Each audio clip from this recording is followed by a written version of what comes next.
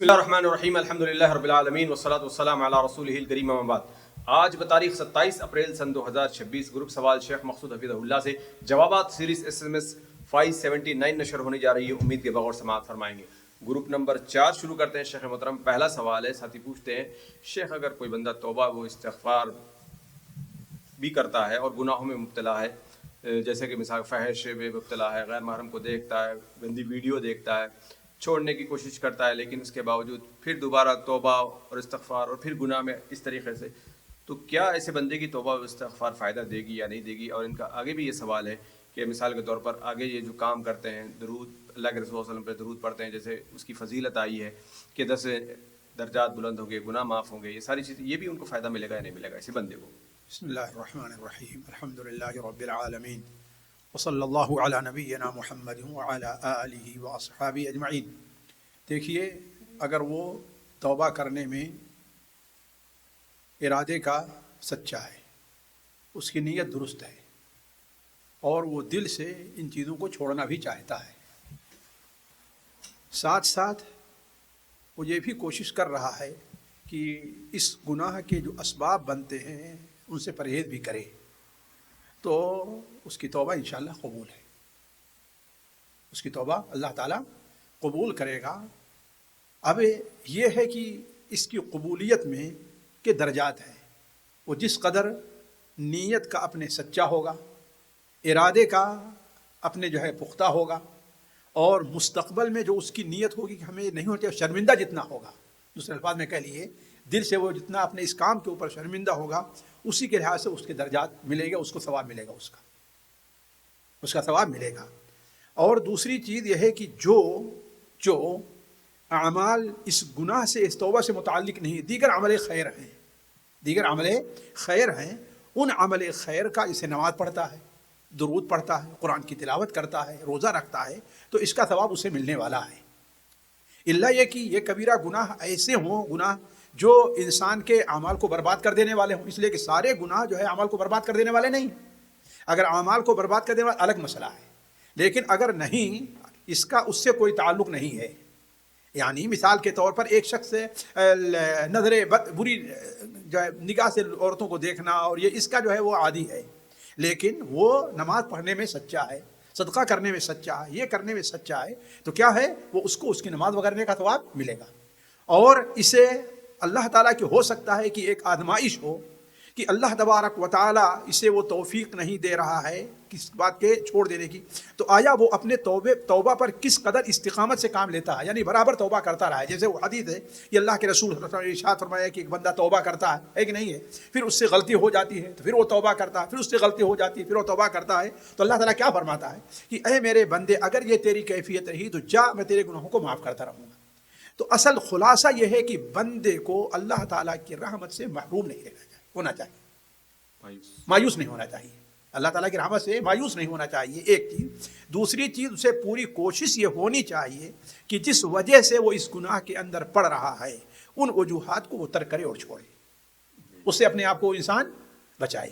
یہ دو کام کر لے گا تو اللہ تعالیٰ اس کے کسی عمل کو ضائع نہیں کرے گا۔ جی، یہاں پر انہوں نے آگے کبیرہ گناہ یعنی اس کا مطلب ہے کہ دن میں اگر کوئی 2-3 وقت کی نماز پڑھتا ہے صرف؟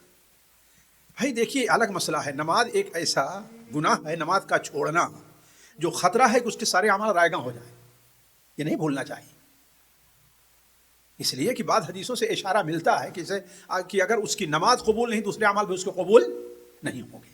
اسی لیے ہم نے کہا کہ اگر ایسے کبائر کا مرتکب نہیں ہے جس سے اعمال رائے گاں اور برباد چلے جاتے ہیں۔ اب جانتے ہیں کہ یہ مسئلہ اہل علم کے نزدیک مختلف ہی، بلکہ بعض علماء نے تو صحابہ کا یہ اجماع نقل کیا ہے کہ اگر کوئی آدمی جان بوجھ کر کے نماز کو چھوڑتا ہے تو کیا ہے، وہ کفر ہے، یہ کفر ہے۔ تو کم سے کم یہ جو کبائر گناہ ایسے ہیں جو انسان کے اعمال کو رائے گاں اور برباد کرتے ہیں، یا دوسرے اعمال کی صحت ان کے اوپر منحصر، ان سے پرہیز کیا کریں، ان سے پرہیز کریں۔ جی شیخ، یہاں کچھ معلوم ہو سکتا ہے کہ ان کو یہ مثال کے طور پر یعنی کون سے ایسے موٹے موٹے یعنی بڑے گناہ ہیں جن کی وجہ سے سارے اعمال برباد ہو جاتے ہیں؟ بھائی دیکھیے، اس میں تو شرک باللہ اپنی جگہ پر مکمل ہے، لیکن شرک اکبر ہے۔ اسی طریقے سے کبر ہے خاص طور پر لوگوں کو حقیر سمجھنا اور یہ سمجھنا، نماز کا چھوڑ دینا ہے، یہ نماز کا چھوڑ دینا ہے، یہ ایسی چیزیں ہیں۔ اسی طریقے سے انسان کا اپنے گناہوں کے اوپر خوش ہونا اور دلیر ہونا ہے، گناہوں کے اوپر خوش ہونا اور دلیر ہونا ہے، لوگوں کے سامنے بظاہر اچھے بننا اور نیک عمل کرنا ہے، اور باطن میں کیا ہے، وہ برا عمل کرنے سے اسے کوئی جھجک نہیں ہے۔ جیسے کہ اللہ کے رسول حدیث ہے کہ یہ اذا خلو بمحارم اللہ انتہکوہا، تو یہ چند چیزیں ہیں جو جا کر کے تقریباً اگر اس کو شمار کرنا چاہیں تو ایک ہے، ہمارے خیال مجھے یاد ہے کہ تقریباً 10-11 ایسی چیزیں بنتی ہیں جس سے انسان کو پرہیز کرنے کی ضرورت ہے۔ جی جی جی، زکوٰۃ بھی ہے کچھ؟ نہیں، زکوٰۃ اس میں داخل نہیں ہے، زکوٰۃ نہیں داخل ہے۔ اعمال ارکان اسلام میں سے پہلا اور دوسرا رکن ہی ایسی ہے جس کے بارے، پہلے کے بارے میں تو یقینی ہے، دوسرے کے بارے میں متفق علیہ نہیں لیکن خطرہ ہے کہ نہیں ہے، دوسرے کے بارے میں خطرہ ہے۔ جی، اسی طریقے سے اگر کوئی آدمی زکوٰۃ کا یعنی اس کے ارکان اسلام ہونے پر یقین نہیں رکھتا ہے، روزہ ہے اس کے ارکان اللہ ہونے پر یقین نہیں رکھتا، اس کے بارے میں متردد کا شکار ہے، جیسے بہت سے لوگ یہ سمجھ بیٹھے ہوئے ہیں کہ ارے ٹھیک ہے، ہم مانتے ہیں کہ زکوٰۃ صحیح ہے، روزہ صحیح ہے، لیکن اتنا بڑا بھی یہ کوئی عمل نہیں ہے کہ اس اگر ہم نہ کریں تو ہمارے ایمان میں کوئی فرق رہے گا، ہم پکے مسلمان رہیں گے۔ ظاہر بات یہ خطرے کی بات ہے، کوئی اسے رکن سمجھا ہی نہیں اس نے۔ جی، یہ زنا، شراب، سود اس میں نہیں ہے؟ نہیں، اس میں یہ چیزیں داخل نہیں۔ جی۔ اگلا سوال ہے، ساتھی پوچھتے ہیں اگر کسی نے اپنی بیٹی یا بیٹے کے لیے سونا یا کیش فیوچر کے لیے رکھ دیا ہے تو کیا اس پر زکوٰۃ دینی پڑے گی اگر اس شخص کا بیٹے یا بیٹی کا مال یا سونا نصاب کو نہیں پہنچتا ہے؟ نصاب کو نہیں پہنچتا ہے تو اگر وہ اس کے لیے خاص کر دیا ہے، اپنے استعمال میں نہیں لیتا، ظاہر بات اس پر زکوٰۃ نہیں ہے۔ جی، اور اگر نصاب کو پہنچ جائے تو اس کے اوپر زکوٰۃ ہے۔ جی جی، یعنی یعنی یہ بھی ہو سکتا ہے، آگے بھی سوال کس بہن نے کیا کہ زیور وغیرہ ہو یا جو بھی ہو تو اپنے زیور سے ملانے کی ضرورت تو نہیں ہے؟ نہیں، اپنے زیور ملانے کی ضرورت نہیں، اگر اس کے لیے خاص کر دیا ہے مطلب وہ خاص ہے بس، یہ وہ خاص ہے۔ جی، بھلے سے ادھر زیادہ ہو جائے سونا اور دونوں ملا کے اگر نصاب کو پہنچتا ہو تو تب نہیں دیکھا جائے گا۔ یعنی اپنا اور اس کا، جی، لیکن اس کا سونا اور جو نقد، زیور اور نقد دونوں برابر ہوئے تب زکوٰۃ دینی ہوگی۔ یعنی لڑکی ہی کے لیے جی جی، کچھ سونا رکھا ہے، کچھ نقد رکھا ہے۔ نہیں اس کا نہیں ہے، ہاں یعنی سونا تو ہے ادھر، سونا لڑکی کے پاس مثال کے طور پر 7 تولہ سونا ہے، جی، پھر 10 تولہ سونا نہیں، ماں اس میں کے پاس ہے، نہیں، اس کو ملایا نہیں جائے گا، ملایا نہیں ملا جائے نہیں۔ گا، مطلب وہ ساتھ ہی رہے گا، اس کے جی اوپر زکوٰۃ جی۔ نہیں رہے گی۔ جی، اگلا سوال ہے، ساتھی پوچھتے ہیں شیخ محترم حدیث جبریل کو حدیث جبریل کیوں کہا جاتا ہے جبکہ اس میں ارکان اسلام پائے جاتے ہیں، ایمان پائے جاتا ہے؟ اللہ کے بندے، یہ بھی کوئی سوال کرنے کا واضح ہے، تو جبرائیل لے کر کے آئے اور سوال اور جواب کی صورت میں یہ ہوا خاص، اس لیے اس حدیث جبرائیل کہتے ہیں۔ حضرت جبرائیل اس کا نام قرآن اور حدیث میں نہیں ہے، علماء چونکہ حضرت جبرائیل خاص آئے ہیں اس لیے سوال ہے، اس کو حدیث جبرائیل جی کہتے ہیں۔ یعنی یوما نہیں، محدثین نے رکھا، جی جی جی، علماء صحابہ کرام کے زمانے میں یہ چیز شاید واللہ عالم، مجھے یاد نہیں ہے، لیکن ایک صحابہ کرام، لیکن علماء اسے حدیث جبرائیل کہتے رہے ہیں۔ جی جی۔ اگلا سوال ساتھی پوچھتے ہیں اگر کسی شخص کا ایکسیڈنٹ ہو جائے، اس کا شخص کا انتقال ہو جائے تو کیا وہ شہید کہلائے گا؟ بھائی دیکھیے، شہید کہلانا اور چیز ہے، ابھی نہیں کہیں گے ہاں بھائی وہ شہید ہو گیا، نہیں، اس سے یہ موت ملی ہے کہ وہ شہادت کے مقام کو پہنچے گا، اجر میں آخرت میں اللہ تعالیٰ اسے وہ اجر دے گا جو شہید کا ہے۔ دنیا میں اس کے ساتھ شہید کا معاملہ نہیں کیا جائے گا، یعنی مطلق اسے شہید نہیں بولا جائے گا، مقید کیا جائے گا اسے۔ اس لیے ایک مطلق شہید کون ہے شریعت کی اصطلاح میں؟ وہ بولا جاتا ہے مطلق شہید کی جو معرکہ میں دشمن کے مقابلے میں، کافر مقابلے میں وہ قتل ہوتا ہے، اسے غسل نہیں دیا جاتا، اس کی نماز جنازہ واجب نہیں ہے کہ نہیں ہے، اسے اپنے ہی کپڑوں میں دفن کیا جاتا ہے، لیکن اسے نہلایا جائے دھلایا جائے گا۔ البتہ یہ ہے کہ یہ امید کی جائے گی کہ یہ ان لوگوں میں داخل ہے جن سے متعلق حدیث میں وارد ہے کہ الغریق شہید والہدم شہید، حدم یعنی جو ملبہ کے پیچھے دیوار گر گئی، اس کے چھت گر گئی، اس کے نیچے دب کر کے وہ ہلاک ہو گیا، تو گویا یہ ایکسیڈنٹ کو علماء نے شیخ ابن باز رحمہ اللہ عنہ اسی میں شامل کیا ہے، تو خیر کی امید کی جاتی ہے ایسے لوگوں کے لیے۔ جی، اگلا سوال ساتھی پوچھتے ہیں کیا سجدے کی حالت میں پیشانی کھلی رکھنا ضروری ہے؟ بہتر ہے، واجب نہیں ہے، بہتر ہے، واجب نہیں ہے، خاص طور پر اگر کوئی ضرورت ہے، مثال کے طور پر وہ زمین زیادہ گرم ہے اور ٹوپی ہے یا عمامہ پہنے ہوئے ہے، اسی کے اوپر سجدہ کر لیا، جیسے رومال آج کل ہے کر لیا، تو انشاءاللہ کوئی حرج نہیں ہے۔ صحیح بخاری سردی ہے، گرم ٹوپی پہنتا آدمی جی آتا ہے۔ جی جی، لیکن شرط یہ ہے کہ وہ جسے کہتے ہیں نا جم جانا، مکن جب تک، وہ ایسا اسفنج نہ ہو کہ وہ کیا ہے، وہ اوپر نیچے اسی لیے پرہیز کرنا چاہیے ان سجادوں سے، ہے نا. میں بسا اوقات سفر پہ گیا تو بعض دیہاتوں میں سفر کیا تو دیکھا کہ وہ جو پوال ہوتا ہے نا اس کا دھان کا، اس کو بجھا دیتے ہیں نیچے سردی کے موسم میں، اور سجدہ کرے تو کیا ہے اوپر نیچے ہوتا رہتا ہے. تو یہ چیز جائز نہیں ہے. یا بسا اوقات آج کل ایسے وہ آ رہے ہیں جو اسفنج کے سجادے آ رہے ہیں، تو یہ چیز جائز نہیں. ضروری ہے آپ نے مکن جبہہ تک، گویا کہ اس کے اوپر ٹک جانی چاہیے، وہ زمین پر وہ ٹکے. اگر کوئی چیز بچھی ہوئی ہے تو ٹک جائے تو اس پر وہ چیز ہے. تو لیکن جہاں تک پیشانی کا تعلق ہے اس سلسلے میں حضرت انس بن مالک رضی اللہ عنہ کی حدیث، بلکہ اور بھی حدیثیں ہیں، لیکن صحیح حضرت انس بن مالک کی ہے کہ ہم لوگ جو ہے گرمی میں اللہ کے رسول نماز پڑھا کرتے تھے، بسا اوقات زمین پر سجدہ کرنا ہمارے لیے مشکل ہوتا تھا تو ہم اپنی چادر وغیرہ کا سہارا لیتے تھے، ہے نا. تو اس لیے علماء اہل سنت و جماعت تقریباً اس بارے میں متفق ہے. بعض شافعیہ کا اس سلسلے میں قول ہے، جبکہ بہت سے شافعی امام نووی وغیرہ اسے قبول نہیں کرتے ہیں کہ پیشانی کھلی ہو یہ کوئی شرط نہیں ہے. شرط یہ ہے کہ وہ ٹکنا چاہیے اس کے اوپر، زمین کے اوپر. جی. تو یہ گرم ٹوپی بھی تو موٹی رہتی ہے، اس کا کیا حکم بنے گا؟ ٹک بھی جاتی ہے، نہیں سمجھ نہیں آتا. نہیں تو اس کو سمجھیے کہ ٹکتی ہے کہ نہیں ٹک رہی ہے. اس کے اوپر نہیں ٹک رہی ہے تو کوئی مسئلہ نہیں، تھوڑا پیچھے کر لیں. ٹکنے کا کیا مطلب؟ یعنی جو ہے اب یعنی اس پر آپ رکھیں جیسے ہوتا نا، بالکل دبی رہے اس پر. یہ نہیں کہ کچھ حرکت کرتی رہے اپنا، جیسے ہوتا ہے نا بسا اوقات جو ہے آپ خود کوئی موٹی چیز پہنیے تو کیا ایسا لگتا ہے کہ جو ہے بالکل یعنی حد تک جو ہے سطح تک پہنچی نہیں ہے ہماری، جو ہے دبی نہیں ہے.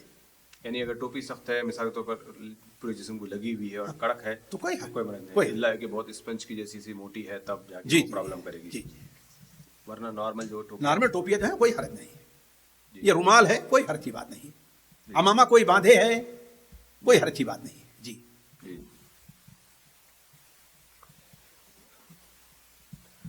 جی اگلا سوال ہے، ساتھی پوچھتے ہیں کہ اگر کسی نے 10 لاکھ کی زمین خریدی اور اس کو 15 لاکھ میں بیچ دیا تو اس کو منافع حاصل ہوا تو اس پر کیا زکوٰۃ واجب ہوگی؟ بھائی دیکھیے یہ بات ہمیشہ ذہن میں رکھنی چاہیے، جو منافع ہے وہ اصل کے تابع ہے.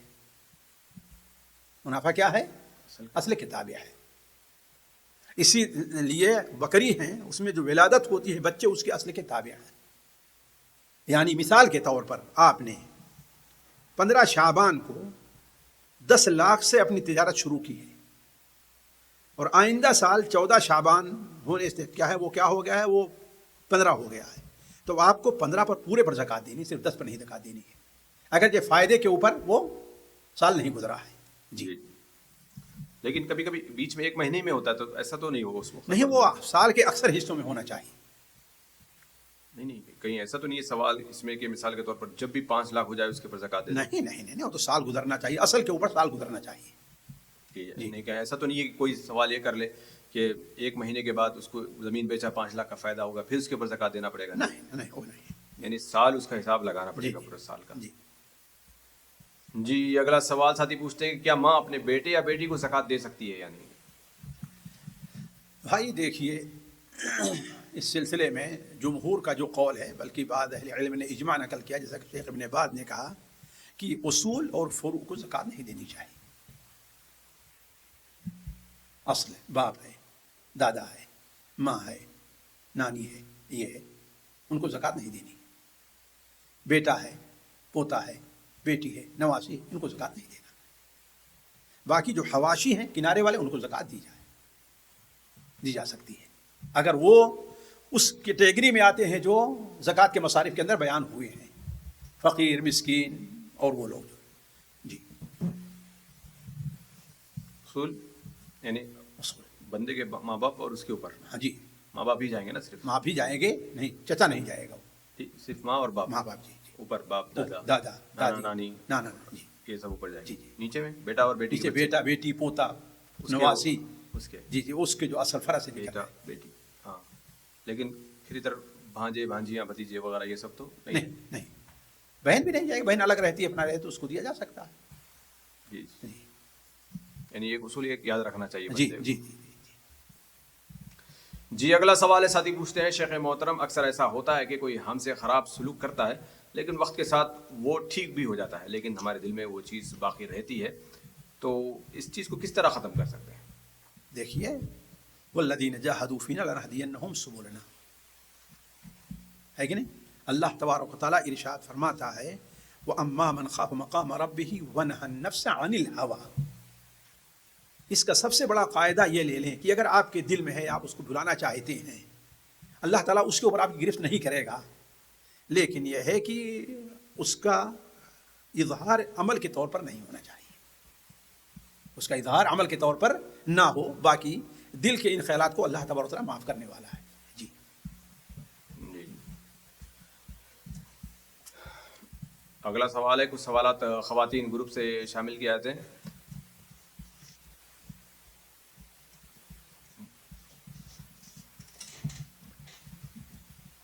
زاویار، یعنی بہن پوچھتی ہیں کہ زاویار نام رکھنا کیسا ہے؟ زاویہ جیسے جی جی زاویہ کوئی حرجہ نہیں ہے، لیکن یہ ہے کہ اب معنی کے لحاظ سے کنارہ، یعنی اس کو کنارے کیے ہوا ہے، کوئی اہمیت نہیں ہے۔ زاویار پتہ نہیں، زاویار جی جی پتہ نہیں، واللہ عالم، لغت والوں سے پوچھیں۔ جی جی اگلا سوال ہے، بہن پوچھتی ہے کہ اگر موزوں پر مسح کرنے کی نیت نہ ہو اور وضو کے بعد ویسے ہی موزے پہن لے تو کیا اس کے بعد کی نمازوں پر مسح کیا جا سکتا ہے یا نہیں، یا نیت ضروری ہے؟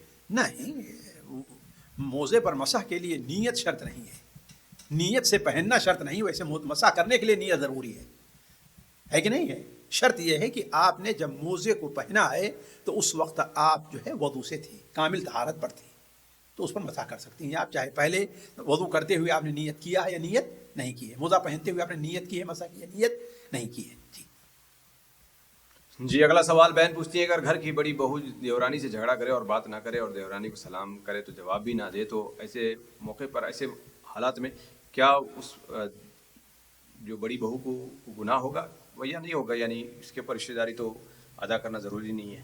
بھائی رشتہ داری نہیں ہے، لیکن حسن سلوک تو یہ واجب ہے، وہ زیادتی کر رہی تو ظلم ہو رہا ہے نا، ظاہر بات اس کا گناہ اس کے اوپر ہوگا۔ اگر جو ہے چھوٹی کی کوئی اس میں کوتاہی غلطی نہیں ہے، صرف یہ ہے کہ صرف بڑی ہونے کے ناطے اسے اس سے حسد ہو رہا ہے یا کوئی وجہ ہو ہے کہ نہیں ہے، تو اس بنیاد پر ظاہر بات اس کا گناہ اس کے اوپر ہوگا۔ جی اگلا سوال، بہن پوچھتی ہے کہ اگر شوہر بیوی سے نہایت بیزار ہو جائے اور ساتھ نہیں رہنا چاہتا، لیکن بیوی چاہتی ہے کہ رشتہ نبھایا جائے اور اصلاح کی کوشش کی جائے، مگر شوہر کے دل سے بیوی اتر چکی ہے، تو ایسے موقع پر بیوی کو کیا کرنا چاہیے؟ نبی کریم صلی اللہ علیہ وسلم نے حضرت سودا کو طلاق دینا چاہا، تو حضرت سودا نے کہا کہ اللہ کے رسول صلی اللہ علیہ وسلم، میں اپنا حق مبید آپ سے نہیں مانگتی، بلکہ میں اپنا حق مبید عائشہ کو دے رہے ہوں، لیکن یہ ہے کہ آپ مجھے اپنے عقد میں، اپنی زوجیت میں رکھیے، میں جیسے اس دنیا میں آپ کی بیوی ہی بن کر کے رہنا چاہتا ہوں، آخرت میں بھی آپ کی، ہے نا؟ تو اس سے معلوم یہ ہوا کہ اگر عورت شوہر کی طرف سے بے رخی دیکھے اور اپنے بعد حقوق سے دستبردار ہو جائے تو یہ جائز ہے۔ تو اگر آپ سے ہو سکتا ہے کہ آپ اپنے بعد حقوق سے دستبردار ہو کر کے ان کے ساتھ جیسے کریں میں رہنا چاہتی ہوں تو ٹھیک ہے، کوئی حرج نہیں۔ اب اگر اس سلسلے میں شوہر کی طرف سے زیادتی ہوگی، ظلم ہوگا، تو اس کا جواب اللہ کے نزدیک کون ہوگا؟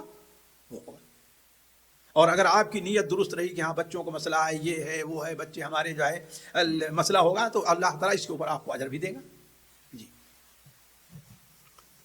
جی اگلا سوال، بہن پوچھتی ہے کہ اگر گھر کے گیٹ پر مستقل طور پر ایک کتا بیٹھا ہوا ہو تو کیا یہ درست ہے یا اسے ہٹا دینا چاہیے، کیونکہ سنا ہے کہ فرشتے وہاں پر نہیں آتے؟ بھائی دیکھیے، یہ اس صورت میں ہوگا کہ اس کی ضرورت ہے کہ نہیں ہے، مستقل اس کی ضرورت ہے، جیسے نگرانی کے لیے ہوا کرتا ہے بسا اوقات، ہے نا؟ تو اگر اس کی ضرورت ہے تو ٹھیک ہے، اگر ضرورت نہیں ہے تو ظاہر بات ہے بغیر ضرورت کے جو کتا رکھا جائے وہ نہیں، یہاں پر میں رکھنے کا حکم نہیں، مطلب ایسے ہی بیٹھ جاتے ہیں باہر کے آوارہ کتے ادھر ادھر گھومنے والے، تو آپ اس کو بھگائیں، نہیں بھاگتا ہے تو اس پر کوئی گناہ آپ کے اوپر نہیں ہے، آپ نے اس کو رکھا نہیں ہے، بسا اوقات ہے کہ نہیں ہے۔ اب اس کو آپ اگر لالچ دے رہے ہیں کھانے کا، وہ کا، ظاہر بات چھوڑے کہ نہیں دروازہ، ہے نا؟ اس کو دور کرنے کی کوشش کریں، بلکہ اگر وہ بلا وجہ کا آوارہ ہے اور کچھ نہیں تو اس سے جو ہے وہ قتل بھی کیا جا سکتا ہے۔ جی یعنی اگر کتا جو ہے نا نقصان دہ ثابت ہو جائے، بچوں کو کاٹ رہا ہے، اس طریقے سے پریشان کرتا ہے، تو اس کو زہر دیا جا سکتا ہے؟ بالکل دیا جا سکتا ہے، اس کو مارا جا سکتا ہے۔ جی مگر جہاں پر اگر گورنمنٹ منع کرتی ہے تب؟ بھائی دیکھیے، اب انسان لا یکلف نفسا الا وسعها، لا یکلف اللہ نفسا الا وسعها. آپ بلڈنگ کے اندر 10 آدمی رہتے ہیں, ہے نا, ایک آدمی 4-6 آدمی پال رکھے, آپ نہیں چاہتے تو آپ پر گناہ تھوڑی ہوگا. آپ کے یہاں اللہ تعالیٰ رحمت کے فرشتوں کو بھیجے گا, وہ کتا تھوڑی ان کو پکڑتا ہے, بس اللہ نے بس سزا کیا ہے کہ فرشتوں کو ان سے روک دیتا. لیکن آپ نہیں ہیں تو آپ پاس جائیں گے رحمت کے فرشتے, باقی دوسرے لوگ گنہگار ہوں گے. جی جی, یعنی اس کے اوپر کوئی ضروری نہیں ہے کہ پابندی کے ساتھ اس کتے کو بھگائے. نہیں, ظاہر بات ہے اگر استطاعت ہے تو ٹھیک بھگا دیں, لیکن نہیں استطاعت ہے اس کی تو پھر کوئی گناہ نہیں. استطاعت مطلب پھر وہ ایک کام ہو گیا نا, ایک مستقل کوشش ہو گئی. پھر بھائی کوشش کا کئی درجات رہتے ہیں. اب یہ نہیں اب لوگوں سے لڑائی کرے, یہ تو معاملہ نہیں ہے نا. نہیں, لڑائی نہیں, مطلب باہر کسی بچے کو بھیجے یا خود جائے, پھر پتھر سے مارے, وہ بھگائے اس کو, پھر بھاگے گا, پھر 1 گھنٹے کے بعد پھر آگے بیٹھ جائے گا. ارے اب یہ نہیں کہ مستقل اس میں لگا ہی رہے, ہے کہ نہیں ہے. دیکھیے سب ہوتا کیسے ہے, اس لیے کہ آپ نے اس کے جگہ دی ہے, آپ نے اسے جو ہے لالچ دی ہے, اسے کھانا دیا, اس لیے وہ آ کر کے بیٹھ رہا ہے. ان تمام چیزوں سے پابندی ہٹائیں اور بھگائیں, 2-4 دن بچے ماریں گے, بھاگ کے چلا جائے گا, وہ خود ہی بھاگ کر کے چلا جائے گا. جی. اگلا سوال ہے, بہن پوچھتے ہیں کہ ہمیں ہر جگہ اپنے آپ کو سلفی کہنا چاہیے یا صرف مسلمان کہنا کافی ہوگا؟ بھائی دیکھیے یہ جگہ جگہ اور مصلحت کے پیش نظر ہے. ہمارا نام صرف سلفی نہیں ہے, ہمارا نام مسلمان بھی ہے, اہل حدیث ہے, ہمارا نام جو ہے جیسا کہ عباد اللہ بھی ہے, جیسا کہ حدیث کے اندر آیا ہے کہ نہیں ہے. تو یہ مصلحت کے پیش نظر ہے. اگر ہم دیکھتے ہیں کہ وہاں ہمارے اس کی وجہ سے کیا ہے, لوگ ہماری باتوں کو نہیں سنیں گے, ہے نا, لیکن یہ ہے کہ انسان صرف بزدل بن کر کے اپنے آپ کو چھپانا چاہے اور دعوت کا کام بھی نہیں کر رہا ہے کہ نہیں. صرف یہ ہے کہ ہاں بھائی سلفی کا وہ لوگ برا سمجھتے ہیں, ہم اپنے کو اہل حدیث نہیں کہیں گے, ہے نا. ظاہر بات یہ غلط چیز ہے کہ نہیں ہے. تو اصل چیز کیا ہے, وہ مصلحت وہاں پر کیا ہے. مصلحت کے پیش نظر یہ چیزیں ظاہر کی جائیں گی اور نہیں ظاہر کی جائیں گی. جی. اگلا سوال ہے, بہن پوچھتی ہیں آج کے حالات میں مطاف میں بہت زیادہ ہجوم ہوتا ہے, تو کیا ایک عورت کے لیے ضروری ہے کہ وہ اپنے شوہر کے ساتھ بالکل یعنی کعبہ کے قریب رہ کر ہی طواف کرے, یا اپنا اکیلے بھی دور ہو کر طواف کر سکتی ہے؟ بھائی دیکھیے عورت کے لیے طواف میں محرم کی ضرورت نہیں ہے, وہ اکیلے بھی طواف کر سکتی ہے. جی. لیکن یہ ہے کہ جہاں پر اس کو خطرہ ہو کیا کیا غائب ہو جائے گی, بھول جائے گی, ہے نا, جس بسا اوقات ہوتا ہے, تو اس سلسلے میں وہ اپنے شوہر کے ساتھ رہے. جی. اگلا سوال, بہن پوچھتی ہیں کہ ہمارے یہاں مساجد میں ختم قرآن کے بعد سورۃ الناس پڑھنے کے بعد امام صاحب نماز ہی میں اجتماعی دعا کرتے ہیں, اس کا شرعی حکم کیا ہے, جبکہ یہ دلیل حرمین سے لی جاتی ہے اور امام احمد بن حنبل رحمۃ اللہ علیہ کا واقعہ یا قول بھی نقل کیا جاتا ہے, کیا یہ بات صحیح ہے؟ لیکن دیکھیے اصل چیز یہ ہے کہ نبی کریم صلی اللہ علیہ وسلم کی کسی حدیث سے یہ ثابت نہیں ہے کہ ختم قرآن کے وقت دعا کی جائے. صرف حضرت انس بن مالک رضی اللہ تعالیٰ عنہ سے وارد ہے مجموع الزوائد وغیرہ میں بعض کتابوں کے حوالے سے کہ وہ جب ختم قرآن کرتے تھے تو اپنے اہل و عیال کو جمع کر کے وہ دعا کیا کرتے تھے.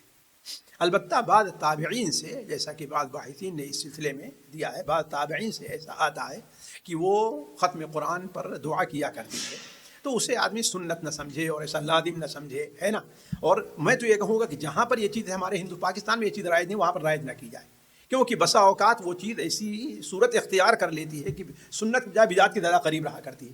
اب یہاں مثال کے طور پر لوگ پورے تراویح بسا اوقات لوگ حاضر نہیں ہوں گے, لیکن دعا ختم قرآن میں ضرور حاضر ہونا چاہیں گے. بعض لوگ ہیں مساجدیں ڈھونڈتے رہتے ہیں, ظاہر بات ہے یہ کوئی ایسا مرغوب فی عمل نہیں کہ اس کے بارے میں اتنی کوشش کی جائے, ہے کہ نہیں ہے. تو جہاں پر یہ چیز نہیں ہے وہاں پر اس کو چھیڑا نہ جائے. لیکن اگر جہاں پر کہیں ہو رہا ہے تو ہم ٹھیک ہے ان کے ساتھ شریک ہو جا رہے ہیں. اللہ بہت سے تابعین کا اس سلسلے میں قول مروی ہے نا, تو اس کے اوپر جو ہے عمل کر لیں تو کوئی حرج نہیں ہے. جی. اگلا سوال ہے, بہن لکھتی ہے کہ اگر میں نے ظہر میں وضو کیا, پھر وضو ٹوٹنے سے پہلے عصر کے وقت موزے پہن لیے اور ان پر پہلا مسح مغرب میں کیا, تو پھر موزوں پر مسح کب تک جائز ہوگا؟ دوسرے دن مغرب تک جائز ہے. 24 گھنٹہ جو ہے اسے یوم و لیلہ اس کے لیے مسح کے وقت سے لے کر کے 24 گھنٹہ اس کو چاہیے. جی جی. یعنی مسح کا یعنی نہ وضو کرنے کا نہ موزے پہننے کا, نہ موزہ پہننے کا شرط ہے نہ وضو ٹوٹنے کی شرط ہے. جی جی. پہلی بار مسح کرنے کا, پہلی بار مسح سے لے کر کے 24 گھنٹہ دیکھا جائے گا. جی جی. بھلے سے وضو اگر 2 گھنٹے پہلے ٹوٹ بھی گیا ہو کوئی حرج نہیں, اس کا اعتبار نہیں ہے. اگلا سوال ہے, بہن پوچھتی ہے اگر سورۃ البقرہ فجر کے بعد پڑھنا شروع کریں تو کیا اسی دن مغرب عشاء اور تہجد سے پہلے مکمل کرنا ضروری ہے, یا اگلے فجر کی اذان سے پہلے تک بھی پڑھ سکتے ہیں؟ تو سوال یہ ہے کہ آخر یہ اتنا اہتمام کیوں؟ یعنی ایک دن میں پڑھنے کا جو حکم ہے نا, تو ٹھیک ہے, اب اس کو جو ہے وہ اب پڑھنا شروع کیے تو ان کو یہ سمجھ میں نہیں آتا کہ ایک دن کی فضیلت کیسے لی. اور نہیں ہاں سبحان اللہ، وہ یہ ہے کہ انسان جو ہے اصل میں جو ہے کہ یعنی وہ جادوگر اس کے قریب نہیں آتے. جس گھر میں 3 دن سورت پڑھی جائے کیا ہے وہاں سے شیطان بھاگ جاتا جی ہے نا. تو اس کا معنی یہ ہے کہ یہ ایسا ہو کبھی کبھار نہیں کہ روزانہ اس کا ایسا اہتمام کیا جائے جیسے بہت لوگ یہ سمجھتے ہیں. ظاہر بات اللہ کے رسول صحابہ کا بات ہے کہ آپ روزانہ ہی اس کا اہتمام کیا کرتے تھے. خطرہ یہ ہے مثال کے طور پر کچھ ہوا کہ ہاں بھائی ہمارے یہاں جادو کا کچھ اثر ہے اور یہ شیطان کسی اوپر آتا ہے تو اس وقت اہتمام کر لے کہ ہاں 24 گھنٹے ایک پڑھ لے. بہتر یہ ہے کہ ایک مجلس میں پڑھا جائے، بہتر یہ ہے کہ ایک مجلس پڑھا جائے. لیکن اگر نہیں ہوتا ٹھیک ہے 2 مجلس 3 مجلس یہ ہو. لیکن یہ ہے کہ اب تہجد سے لے کر کے فجر سے لے کر کے تہجد تک ہے کہ نہیں ہے. میں تو نہیں سمجھتا کہ یہ چیز مناسب ہوگی. پورے دن میں پڑھ لیا جائے اس کو. نہیں اگر کسی کو ٹائم نہیں ملتا ہے تو میرے خیال سے ان کا وہ ڈاؤٹ ہوگا. اب اتنا بھی ٹائم نہیں ملتا ہے. اگر پڑھنے کا اہتمام ہے کوئی روز آنے کا مسئلہ تھوڑی ہے کہ اس کو ٹائم نہیں ملتا ہے. تو کہیں مہینے میں 1 دن 2 دن ہو گیا، ایک بار ہو گیا، 3 دن مہینے میں ہو گیا. خاص طور ایسے موقع پر جہاں ہمیں خطرہ لاحق ہے تو ٹھیک ہے. اگر کوئی ہر دن پڑھنا شروع کر دے تو بدعت ہوگا. یہ اللہ کے رسول صلی اللہ علیہ وسلم سے ثابت نہیں ہے، صحابہ سے ثابت نہیں ہے. سورہ بقرہ کی فضیلت اور تو شیطان سورہ بقرہ ہی تو وہاں تو ٹھیک تو وہی تو نا کہ اس کا مطلب یہ نہیں کہ آپ نے جو ہے روزانہ اس کا پڑھنا شروع پورا قرآن چھوڑ دیا جائے جیسے کچھ ہوتا ہے نا. لوگ صرف کیا کریں، صرف سورہ یاسین پڑھیں گے، صرف سورہ رحمان پڑھیں گے، صرف جو ہے سورہ واقعہ پڑھیں گے، صرف پورا قرآن چھوڑا ہوا ہے. بلکہ ہمارے یہاں بدعت شروع ہو گئی 5 سورت اور یہ سورتوں کا بدعت شروع ہو گئی ہے. جی جی. اگلا سوال ہے، بہن پوچھتی ہیں میک اپ کرنے کی کیا کوئی حد ہے یا نہیں؟ دیکھیے میک اپ کی حد بالکل ہے. اولاً تو اس کے اندر جو ہے فضول خرچی نہ آنے پائے. دوسری چیز یہ ہے کہ اس سے جو آپ کے واجبات وغیرہ ہیں اس میں کوئی کمی نہ آنے پائے. تیسری چیز یہ ہے کہ وہ ایسا میک اپ نہ ہو جو شرعی طور پر ناجائز ہے، غیروں کے ہاں ظاہر کرنا پڑے آپ کو غیروں کے سامنے، ہے کہ نہیں ہے. اور اس کے لیے باقاعدہ اپنے شوہر کے لیے اس حدود میں جتنا بھی چاہے آپ میک اپ کر سکتی ہیں. جی.